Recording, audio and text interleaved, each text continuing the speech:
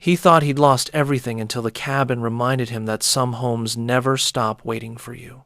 The highway stretched like an old scar through the valley, glinting silver beneath a sky that couldn't decide whether to rain or snow. A battered pickup rolled along that endless ribbon of road, its wipers squealing every few seconds against the windshield. Inside, Michael gripped the steering wheel with hands that looked older than he was, skin cracked from cold and labor. His reflection in the glass looked tired, gray stubble, hollow eyes, and the kind of quiet that settles on a man when he's run out of plans. In the passenger seat, his son slept against the window, a blanket wrapped around him. Jonah was 8, too young to carry the weight of a man's mistakes, but old enough to know when his father was pretending everything was fine. The boy's breath fogged the glass with each exhale, drawing small shapes that vanished as quickly as they came. Outside, the world passed in shades of gray pine and frost. The heater had died 2 states ago, and both of them could see their breath inside the cab. Still, Michael kept driving, the truck rattling like it was held together by prayer and stubbornness. He glanced at the boy and whispered, "Almost there, buddy." Jonah stirred but didn't wake. A faded road sign appeared through the fog. Silver Creek, 6 miles. Michael's chest tightened. He hadn't seen that name in more than 20 years, not since his grandfather's funeral. Back then, he'd promised himself he'd never come back. But that was before the foreclosure, before sleeping in parking lots, before Jonah started asking if they'd ever have a home again. Sometimes the only way forward is back through the ruins you left behind. The truck turned off the main road onto a narrow dirt lane, overgrown and half swallowed by forest. Branches scraped against the sides, whispering against the windows like old ghosts. The smell of pine filled the air, sharp and clean. Michael rolled down the window a crack, letting the cold bite his skin. The sting made him feel awake, real. The boy opened his eyes and blinked at the trees. "Where are we?" he asked groggily. "Somewhere better," Michael said. "Your great-grandpa's place." Jonah sat up, rubbing his eyes. "You said he was gone." "He is," Michael said softly, "but the place isn't." The boy looked out at the forest, where mist curled between the trunks. "It looks spooky," he said. Michael smiled faintly. "Maybe a little, but it's safe. He built it that way." The trees parted suddenly, revealing a clearing. At its center stood the cabin, a weathered structure of cedar logs and rusted tin, crouched beneath the weight of years. The porch sagged at one corner, and ivy crawled up the walls like green veins. For a moment, neither of them spoke. Michael felt something in his chest loosen and tighten at the same time. He'd spent half his life running from this place, but seeing it again felt like breathing after being underwater too long. "This is it," he murmured. Jonah leaned forward, eyes wide. "We're gonna live here?" "For now," Michael said. "Until we figure things out." The boy grinned, small and hopeful. "Can I explore?" "Not yet," Michael said. "Let's see if it's safe first." He shut off the engine, and the sudden quiet was deafening.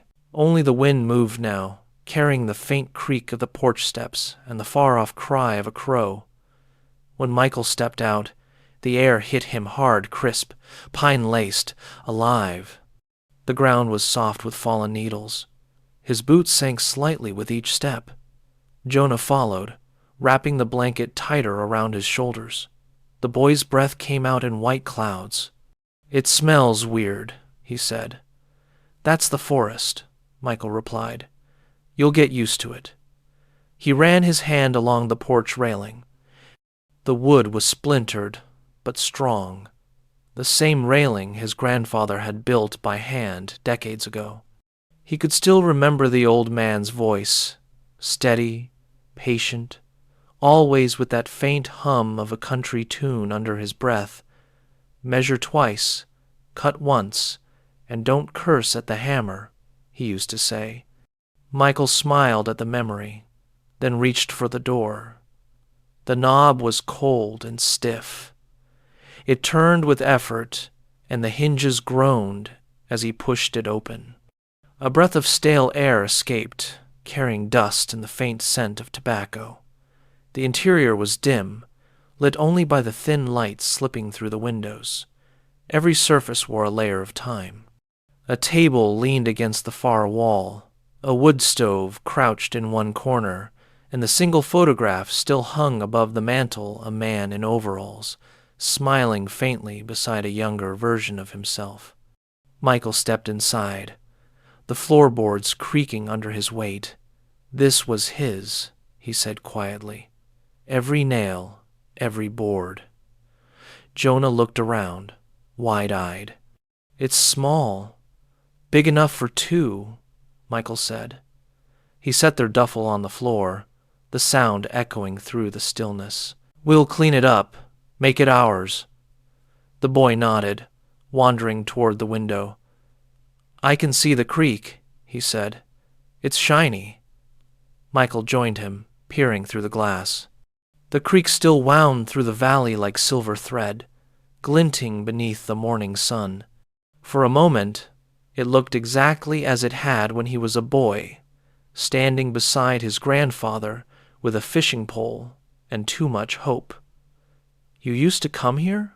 Jonah asked. "Yeah," Michael said. "Every summer, until—" he trailed off. The boy waited, but the words didn't come. Some stories were still too heavy to carry out loud. Instead, Michael said, "Come on, let's get the fire going." They spent the next few hours reclaiming the cabin. Dust rose in golden clouds as Michael swept the floor and Jonah wiped the windows with an old shirt. Every small task felt like peeling back years of silence. The boy hummed softly as he worked, and that simple sound filled the space with something it had forgotten: life. Behind the cabin, Michael found the woodpile, half buried under leaves. He split a few logs with the dull axe still stuck in the stump, each swing echoing through the trees. The rhythm steadied him. When he returned, Jonah had arranged their blankets near the fireplace, proudly declaring it their camp. Michael smiled. "Looks good, partner." He knelt by the stove, struck a match, and coaxed a flame to life. The room warmed slowly, shadows dancing across the walls. For a moment, the cabin didn't feel abandoned anymore. It felt like it had been waiting. Later, they sat on the floor eating from a can of beans heated over the stove. Jonah poked the food with his spoon. "Tastes weird," he said. "That's called rustic cooking," Michael joked. The boy giggled, and Michael felt something in his chest ease, a small reminder that laughter still fit inside their lives. When night fell, the forest swallowed the world outside. The wind brushed against the windows, whispering through the cracks. Jonah curled up under a blanket beside the fire, while Michael sat at the table staring at the photograph on the wall. The firelight caught the frame, and for an instant, the old man's eyes seemed to glint. "You knew I'd come back, didn't you?" Michael murmured. The room answered with silence. He reached into his coat pocket and pulled out the folded letter he'd found in the city, a notice from the shelter's director, reminding him his bed was no longer reserved. That paper had felt like an ending. Now it felt like permission to start over. Around midnight, he woke to the sound of movement. Not loud, just a soft scrape, like wood shifting under pressure. He sat up, the fire reduced to glowing embers. Jonah was asleep, his breathing steady. The sound came again. He grabbed the flashlight and swept it across the room. Rusty, the dog they'd picked up weeks ago behind a gas station, stood alert near the corner, ears pricked. The mutt's fur bristled. "What is it, boy?" Michael whispered. The dog stepped forward, nose pressed to the floor. A low growl rumbled in his chest. Michael frowned. Easy. He knelt, shining the light where the dog sniffed. The beam caught a faint gap between two floorboards. He pressed down with his palm, and the wood shifted slightly. His heart kicked once in his chest. He found the screwdriver from the toolbox by the stove and wedged it under the edge. The board lifted with a reluctant groan. Dust puffed into the air.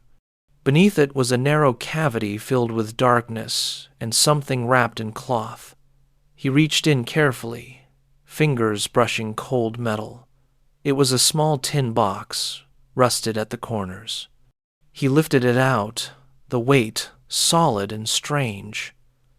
"What'd you find?" Jonah's sleepy voice broke the quiet. The boy rubbed his eyes, blinking against the flashlight beam.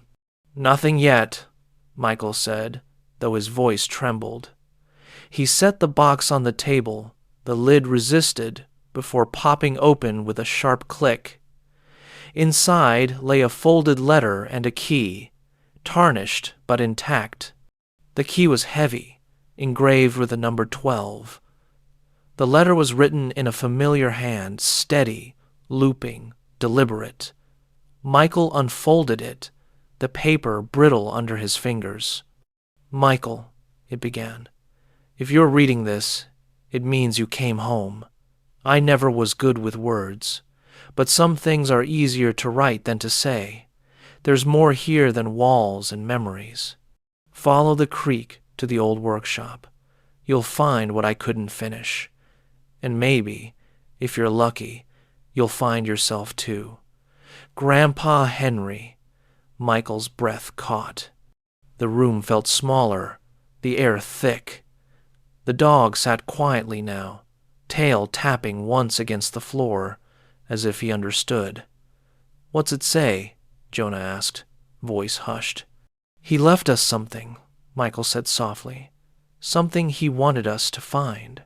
The boy's eyes widened. "Like a treasure? Maybe," Michael said, though the word felt too simple for what his chest was doing. He stared at the key again, turning it in the firelight. "We'll look in the morning." That night, he didn't sleep much. Every sound carried weight, the sigh of the walls, the crack of cooling wood, the distant rush of the creek. He thought of his grandfather's voice, calm and deep, saying things that never made sense until now. Sometimes the land keeps secrets, but only from people who stop listening. Maybe the old man had known this moment would come. Maybe he'd known that one day his grandson would have nowhere left to go but home. When dawn finally came, it arrived softly, with mist spilling through the trees like breath. Michael stepped outside, the cold biting but clean. The dog trotted ahead, nose low, tail swaying. Jonah stood on the porch, wrapped in a blanket, watching his father with sleepy eyes. "You really think there's something out there?" he asked. "There's always something," Michael said. "Sometimes you just have to dig deep enough to find it." He reached out his hand. "Come on, partner. Let's see what the old man left behind."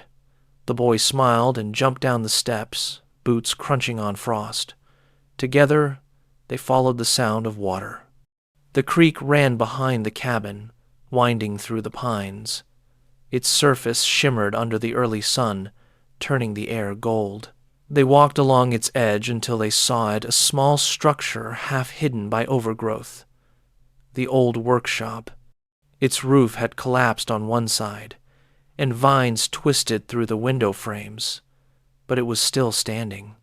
Michael approached slowly, each step stirring memories he'd forgotten he had. The scent of sawdust, the clink of nails in a jar, his grandfather's laugh rumbling like gravel. The door hung askew, held by one rusted hinge.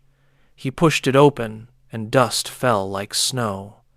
The inside smelled of oil and old rain.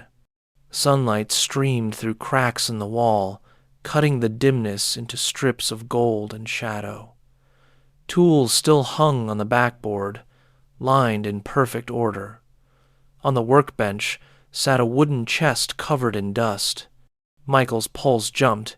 He brushed it off and saw something carved into the lid mountains, trees, and a single word, family.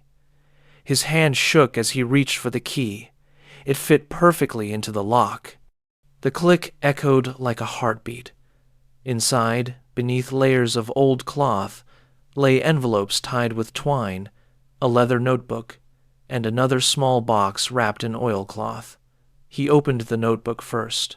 The handwriting was the same, for the one who stayed, even when he thought he'd left. The pages were filled with notes, sketches of the land, coordinates, journal entries that spoke of building, loss, and faith. Michael turned page after page, his throat tightening. His grandfather had hidden more than tools here, he'd hidden history. He lifted the small box, unwrapped it, and froze. Inside were old banknotes, a folded certificate, and a faded photograph of the cabin as it once was, new, bright, alive. He stared at it for a long time, unable to move. Jonah's voice broke the silence. "What is it, Dad?" Michael swallowed hard. "It's a gift," he said quietly, "from someone who knew we'd need it." The boy leaned closer. "So, he left us money?" Michael shook his head slowly. "He left us a way to start again." Outside, the wind shifted, carrying the smell of pine and the promise of snow. The creek murmured like a voice just out of reach. Michael looked around the workshop at the tools, the dust, the way the light pooled across the floor, and felt something he hadn't in years. Hope. He closed the box gently and set it back on the table. "Come on," he said softly. "Let's head back. There's more to do." Jonah ran ahead, laughing as the dog chased after him, their footprints etching new paths in the frost. Michael followed slowly, the weight in his chest replaced by something lighter. Behind him, the workshop door swayed in the breeze, creaking open just enough to let in the light. And for the first time since he'd left the city, Michael felt like he was walking towards something instead of away. By the time they reached the cabin again, the sun had climbed higher, turning the frost to mist that rose from the ground like smoke. Jonah ran up the porch steps, his boots thudding against the wood, laughter echoing into the trees. Rusty bounded after him, barking once before collapsing beside the door, tail sweeping the porch in slow contentment. Michael followed more slowly, the morning light catching in his breath. He looked back once at the path they'd walked, the workshop hidden now by trees, as though the forest itself had closed around the secret again. When he stepped inside, the warmth from the fire welcomed him like an old friend. He set the notebook and the envelope on the table, his hands still trembling faintly. Jonah hovered beside him, wide-eyed and curious. "So what are you going to do with it?" the boy asked, nodding toward the notebook. "Read it," Michael said. "All of it." He ran a finger along the cover, feeling the indent of every letter his grandfather had written there. "This is the first thing in a long time that feels like it was meant for us." Jonah pulled out a chair and climbed onto it, resting his chin on his hands. "He must have really liked you," he said softly. Michael smiled faintly. "He liked people who didn't give up," he said. "And I gave up for a while. Maybe this is his way of making sure I don't again." The boy tilted his head. "You didn't give up," he said matter-of-factly. "You brought us here." Michael looked at him for a long moment, then nodded. "Maybe you're right." He opened the notebook to the first page. The handwriting was neat but weathered. The ink faded in places. July 1974, the first entry began. "The foundation's holding. The land feels right this time. A man can't build much in this life that lasts, but maybe he can build something that remembers him. Michael read on, page after page. The words painting the life of a man who'd worked hard, prayed quietly, and loved this patch of earth with every breath he had. There were sketches of the cabin's beams, lists of repairs, notes about storms and harvests and stray animals that had wandered into the yard, but deeper in, the tone changed. The handwriting grew shakier, more urgent. November 1986. Something's off. Men came again, asking about the creek. Said it's government land now, but I don't believe it. They want what's underneath. Told them there's nothing here worth digging for. They didn't look convinced. Michael frowned. Underneath? He murmured. Jonah's eyes widened. Like treasure? I don't know, Michael said, scanning the next page. December 1986. Found footprints by the workshop this morning. Didn't recognize them. Locked everything inside. If they come back, I'll be ready. The entries stopped abruptly after that. The next pages were blank, yellowed with time. Michael sat back, pulse racing.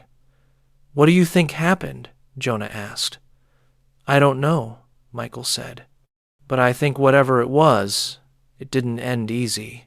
He closed the notebook, the sound heavy in the quiet room. The dog shifted beside the hearth, ears twitching as if he'd heard something outside. Michael followed his gaze to the window. The forest beyond looked calm, but the stillness felt wrong, like a held breath. He shook it off and turned back to the table. We'll figure it out later, he said. Right now, we just need to keep this safe. He tucked the notebook into his backpack, zipped it shut, and sat beside the fire. Jonah had already curled under the blanket again, drowsy from the warmth. Dad, he said softly, do you think Grandpa Henry was scared? Michael stared into the flames. Maybe, he said. But he stayed. That's what matters. The boy nodded and closed his eyes. Michael watched him for a moment, then leaned back against the chair, exhaustion seeping into his bones. The fire cracked softly. Outside, snow began to fall again, the flakes catching the light through the window. It was the kind of snow that didn't rush to the ground but drifted slowly, like the world had decided to pause. He thought of the men his grandfather had written about, of secrets buried beneath land that looked too quiet to hold any. Part of him wanted to ignore it, to focus on fixing the roof, chopping more wood, keeping Jonah safe, but another part, the one that had survived every hard winter and long night, knew some doors stayed open for a reason. He didn't realize he'd drifted off until Rusty's bark tore through the silence. Michael jerked upright. The fire had burned low. Outside, the light was dim and gray late afternoon. Rusty stood at the door, fur bristling, growling low in his throat. Michael grabbed the flashlight and crossed the room, peering through the window. A shape moved between the trees, too far to make out clearly, just a flash of dark fabric in motion. Dad? Jonah's voice came small and frightened. It's okay, Michael said, though his heart was pounding. Stay here. He opened the door, the cold slapping him instantly. Hello? He called into the trees. No answer. The forest stood silent. Only the creek murmured faintly in the distance. Probably just a deer, he muttered, closing the door again. But when he looked down, he saw prints in the snow, leading from the edge of the clearing toward the porch. Not animal. Boots. Fresh. Dad, Jonah whispered again. Michael forced a smile. It's fine, he said. Go sit by the fire. He knelt and touched the prints. The snow around them hadn't crusted over yet, which meant whoever had made them had been there minutes ago. He locked the door, fed more wood into the fire, and sat down beside his son. For the rest of the evening, he said little.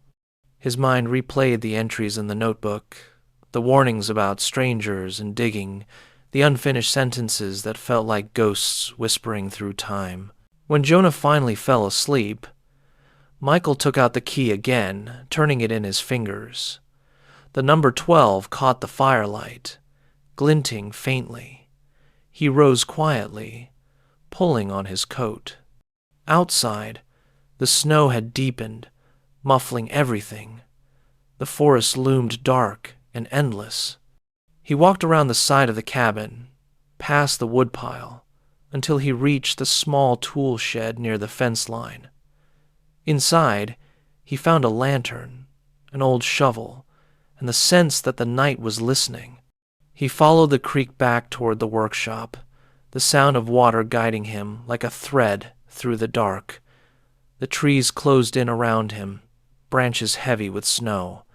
When he reached the clearing, the workshop looked smaller, almost shrinking beneath the weight of time. He pushed the door open, light spilling across the floor. The chest still sat where he'd left it. But now something else caught his eye, a section of floor near the far wall where the boards looked newer, less dusted. He crossed the room and knelt, tapping one of them, hollow. He pried it up. Beneath it was a shallow compartment, lined with tar paper. Inside lay a metal box, larger than the one from the cabin, and a faded envelope on top. His name was written on it, Michael. The sight of it froze him. He reached out, hands shaking, and tore the envelope open. "If you've come this far," the letter began, "then the men I warned about never found what they wanted. Good. I didn't trust them. There's something beneath this land, something they'd ruin if they ever learned the truth. It's not gold or oil or anything that shines. It's memory, and memory's worth more than anything that burns. The map below shows where I buried the family deeds, the proof this land is ours. Keep it hidden. Don't let the wrong hands sell what we built." The letter ended with a single line scrawled in haste. "If they come again, don't let them dig." Michael unfolded the paper beneath it, a rough hand-drawn map of the property. The creek, the cabin, the workshop, and near the bottom, a small X marked North Clearing. He folded it carefully and tucked it into his jacket. The weight of his grandfather's warning settled heavy on his chest. When he stepped outside again, the night had gone still. Snowflakes drifted down silently, catching the lantern's glow. But then he heard it, the faint hum of an engine somewhere beyond the trees. He killed the light instantly, crouching low. Headlights flickered between trunks, moving slowly along the old access road. 2 vehicles, black, unfamiliar. He watched them crawl past the bend before disappearing into the dark. His breath clouded the air. "Not again," he whispered. He waited until the sound faded completely before heading back to the cabin. Inside, Jonah and the dog slept soundly, unaware. Michael sat by the dying fire, letters still in his hands. He knew then that his grandfather hadn't been paranoid. The past wasn't done with this place. When morning came, the snow lay deep and clean, hiding every trace of the night before. Jonah woke first, bright-eyed. "Can we build a snowman?" he asked. Michael smiled tiredly. "Later, maybe. There's something I need to check first." He pulled on his coat and boots, the map in his pocket. Jonah insisted on coming. Together they followed the trail through the woods to the north, clearing, the dog bounding ahead. The snow sparkled under the sun. The clearing itself was smaller than he remembered, a patch of open ground bordered by birch trees. Michael compared it to the map. "Right here," he said softly. He handed Jonah the lantern. "Hold this." He started to dig. the shovel biting into the frozen earth. The sound echoed in the quiet. After several minutes, the metal hit something solid. Michael dropped to his knees, clearing the soil with his hands. A wooden crate emerged, sealed tight. He pried it open. Inside were metal tubes wrapped in cloth, old but intact. He lifted one out carefully.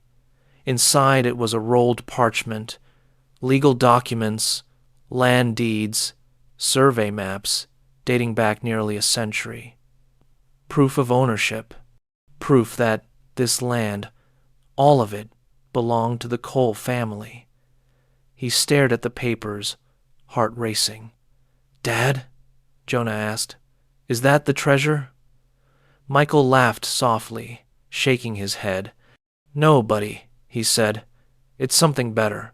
It means this place can never be taken from us." The boy grinned, though he didn't fully understand.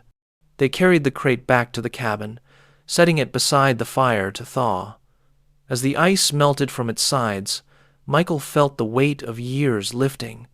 For the first time, he could imagine staying, fixing the roof, planting a garden, letting Jonah grow up with more than borrowed nights and temporary beds. That afternoon, they worked together clearing snow from the porch, chopping wood, laughing every time Rusty stole a mitten or chased his own tail.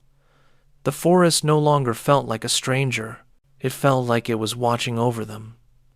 When the sun dipped behind the ridge, turning the sky to copper, Michael sat on the steps with Jonah beside him.